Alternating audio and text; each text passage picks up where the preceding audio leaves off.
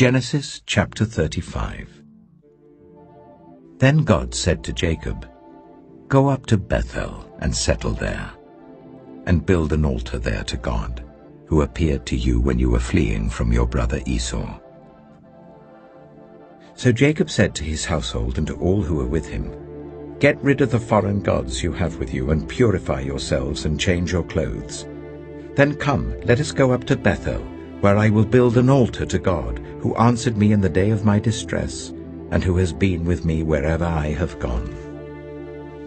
So they gave Jacob all the foreign gods they had, and the rings in their ears, and Jacob buried them under the oak at Shechem. Then they set out, and the terror of God fell on the towns all around them, so that no one pursued them. Jacob and all the people with him came to Luz, that is Bethel, in the land of Canaan.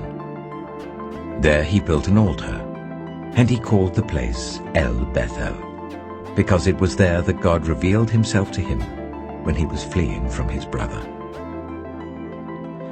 Now Deborah, Rebekah's nurse, died, and was buried under the oak outside Bethel.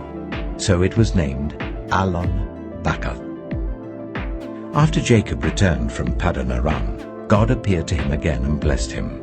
God said to him, "Your name is Jacob, but you will no longer be called Jacob. Your name will be Israel." So he named him Israel. And God said to him, "I am God Almighty. Be fruitful and increase in number. A nation and a community of nations will come from you, and kings will be among your descendants. The land I gave to Abraham and Isaac I also give to you, and I will give this land to your descendants after you." Then God went up from him at the place where he had talked with him. Jacob set up a stone pillar at the place where God had talked with him, and he poured out a drink offering on it. He also poured oil on it. Jacob called the place where God had talked with him Bethel. Then they moved on from Bethel. While they were still some distance from Ephraim, Rachel began to give birth and had great difficulty. And as she was having great difficulty in childbirth, the midwife said to her, "Don't despair, for you have another son." As she breathed her last, for she was dying, she named her son Ben-Oni, but his father named him Benjamin. So Rachel died, and was buried on the way to Ephraim, that is Bethlehem. Over her tomb Jacob set up a pillar, and to this day that pillar marks Rachel's tomb. Israel moved on again and pitched his tent beyond Migdal-Eder. While Israel was living in that region, Reuben went in and slept with his father's concubine Bilhah, and Israel heard of it. Jacob had 12 sons.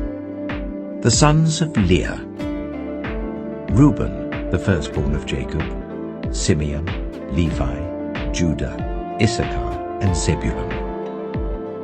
The sons of Rachel: Joseph and Benjamin. The sons of Rachel's servant Bilhah: Dan and Naphtali.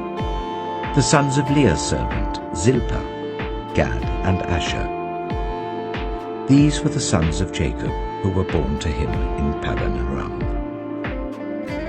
Jacob came home to his father Isaac in Mamre, near Kiriath Arba, that is Hebron, where Abraham and Isaac had stayed. Isaac lived 180 years. Then he breathed his last and died, and was gathered to his people, old and full of years. And his sons Esau and Jacob buried him.